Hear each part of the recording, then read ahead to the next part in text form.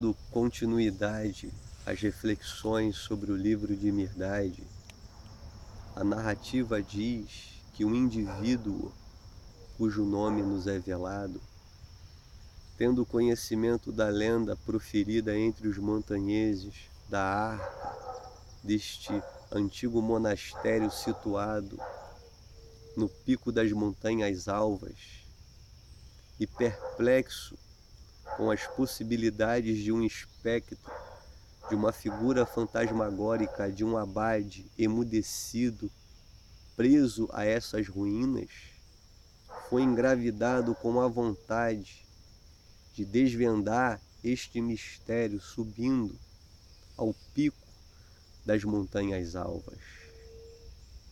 Interessante que esta montanha, defronte ao oceano, íngreme, repleta de rochas, que misteriosamente atraía o peregrino, simboliza o caminho da autorrealização. Representa a saída dos vales sombrios aos picos ensolarados. Representa o caminho da horizontalidade da ilusão rumo à verticalidade da iluminação. Essas rochas são os obstáculos que o peregrino deve atravessar do eu inferior ao eu superior. Ele sai dos níveis baixos da mentalidade egóica para os níveis altos do zenite da consciência crística. No pico desta montanha jaz o nirvana, a plenificação do ser, jaz o mistério que desnuda a alma e traz saciedade aos níveis mais profundos do ser. E este peregrino, ao observar esta montanha, ele pôde se deparar com duas estradas sinuosas margeando os penhascos. Eram estradas largas, de certo modo bem pavimentadas, porém nenhuma destas o atraiu. Porém, quase que invisível, ele pôde perceber um estreito caminho reto que ligava ao cume da montanha. Interessante é que este caminho era estreito e também central, o que é por demais significativo. O grande mestre, há 2000 anos atrás, disse aos seus discípulos: entrai pela porta estreita, porque larga é a porta e espaçoso o caminho que conduz à perdição, e são muitos os que entram por ela. Estreita é a porta e apertado o caminho que conduz à vida, e poucos a acertam. Este caminho da iluminação é estreito, pois ele é trilhado em solitude. Não há espaço para o rebanho, para a manada, para a psicologia das massas, para o inconsciente coletivo. Ele deve ser trilhado solitariamente por aqueles que se emanciparam de todas as dependências. O caminho estreito é o caminho da experiência, que contrasta as largas estradas das crenças, das superstições e de todos os elementos alienantes vinculados aos ismos. Além de ser estreito este caminho, ele é central. O Buda, ao falar sobre o Dharma, ao discursar sobre as 4 nobres verdades, ele fala sobre o caminho do meio, o caminho que transcende as extremidades, o caminho para além das polaridades, que não está vinculado à satisfação dos caprichos da carne e nem à austeridade, ao sacrifício infringido ao corpo e à mente. É o caminho do equilíbrio, é o caminho da sagrada compreensão. E é por este que o peregrino deve escalar rumo à autorrealização. E este peregrino, revelando o seu intento de subir pela escarpa rochosa a um daqueles montanheses, foi advertido pela escarpa rochosa: não seja tolo, todos que tentaram não voltaram. Permita-me que eu lhe guie por um caminho mais fácil. Porém o peregrino, desdenhando tais palavras, seguiu o rumo ao seu propósito de subir pela escarpa rochosa. E ao amanhecer, de posse de seu cajado e de 7 pães, ele principiou a sua jornada, sendo muito íngreme e não dando para caminhar a plumo, ele, engatinhando com muita dificuldade, deu início à sua jornada, em zigue-zague, cravando as suas unhas entre os cristais que faziam barulhos como que gargantas sendo estranguladas. Nenhum sinal de vida à sua volta. Em solitude, empreendendo essa jornada rumo ao mistério a ser desvelado. E ele caminhou durante todo o dia, sem nada beber, sem nada comer, e de repente ele foi assolado pela fome. Já era tarde, e ele parou para comer a sua frugal refeição, porém, ele escutou como que um balido de cabra. E em dado momento, ele pôde se deparar com uma cabra preta em cima de uma rocha à sua direita, e de repente outras cabras surgiram e vieram em direção ao seu pão. Todavia, em meio àquela cena, uma figura atípica se apresentou a ele. Era um pastor, o pastor daquelas cabras, um jovem de boa aparência, cingido apenas com um manto que lhe cingia os rins. Ele tocava uma flauta, e ao se deparar com um peregrino com os pães em mãos, ele disse à sua cabra guia: vê como a providência, como a fortuna, ele diz, tudo provê.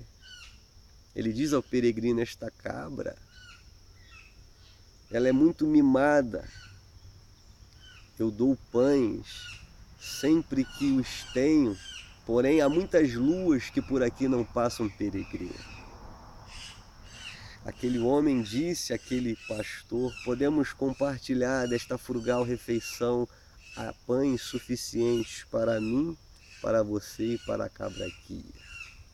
Porém aquele pastor pegou os pães e começou a compartilhar com suas cabras, e de cada pão tirando um bocado para si, de modo que distribuiu todos, deixando o peregrino estarrecido, que ao mesmo tempo que queria esboçar uma reação, ficou paralisado pois viu que era impossível fazer alguma coisa em meio àquelas circunstâncias.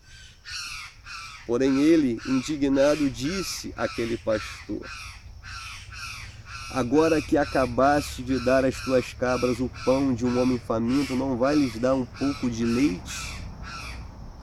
Aquele pastor respondeu de modo profundo, dizendo: o leite das minhas cabras é veneno para os tolos, e não quero que nenhuma delas seja culpada da morte de alguém, nem mesmo de um tolo. Escute, o leite das minhas cabras é veneno para os tolos. Ele estava dizendo: seu organismo não está apto a sorver o meu alimento. O leite das minhas cabras que me nutre em ti pode gerar uma indigestão eterna. É interessante que muitos sábios, muitos místicos recusaram-se falar, pois percebiam que o seu alimento seria veneno ao neófito, a alguém cujo organismo encontrasse inapto a digerir tais verdades. Muitos compreenderam que ensinar publicamente seria como lançar pérolas aos porcos, que por não discernir o seu valor, iriam colocar, ou melhor, enterrar essas preciosidades na lama de suas mentes, no lamaçal de seus corações. É por isso que muitos se deparam com uma obra como esta e ficam em estado de perplexidades, tendo indigestões interiores, pois muitos não estão aptos a discernir a verdade por trás de tais palavras. E o peregrino diz: mas por que sou tolo? Ele responde: porque trazes 7 pães para uma viagem que dura 7 vidas?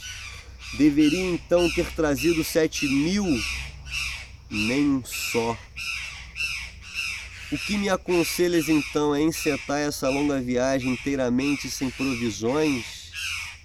Ele responde: o caminho que não oferece provisões ao viandante não merece a confiança deste. Esta jornada deve ser empreendida desprovido das provisões, pois é no caminhar que a divina providência arcará com os nossos cuidados. Toda provisão para uma peregrinação como esta torna-se um fardo. Devemos confiar e simplesmente aguardar as provisões oriundas da divina providência. Cristo já dizia: olhai para as aves do céu, que não semeiam, nem colhem em celeiros, porém de nada tem falta. Olhai para os lírios do campo, que não tecem nem fiam, porém vos afirmo que nem Salomão, em toda a sua glória, se vestiu como um deles. Se o Pai cuida de todos esses elementos, não cuidará de vós, homens de pequena fé. E o texto prossegue: desejarias então que eu comesse pedras e bebesse o meu suor? Ele diz: a tua própria carne te bastará como pão, e o teu próprio sangue te bastará como água. É esta a solução. Em outras palavras, o pastor estava dizendo: todos os recursos necessários estão dentro de ti. Não dependa de nada externo. Tudo necessário para esta jornada está implícito no âmago de vosso ser. Levas muito longe o teu escárnio, não posso, porém, retribuí-lo. Aquele que come do meu pão torna-se meu irmão, ainda que me deixe faminto. O dia está fugindo por trás da montanha e preciso recomeçar a minha marcha. Queres informar-me se ainda estou muito longe do cume? O pastor responde: estás muito perto do esquecimento.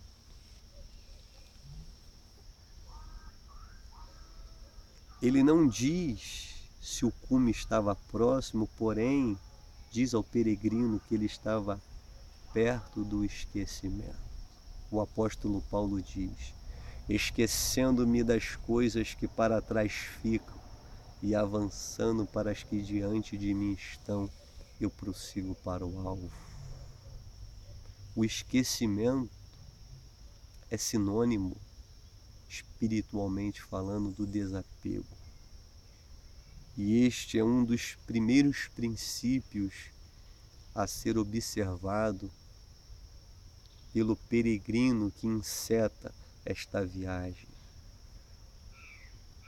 Quando este compreende que deve confiar na divina providência, que todos os recursos estão em seu interior, ele está próximo do esquecimento.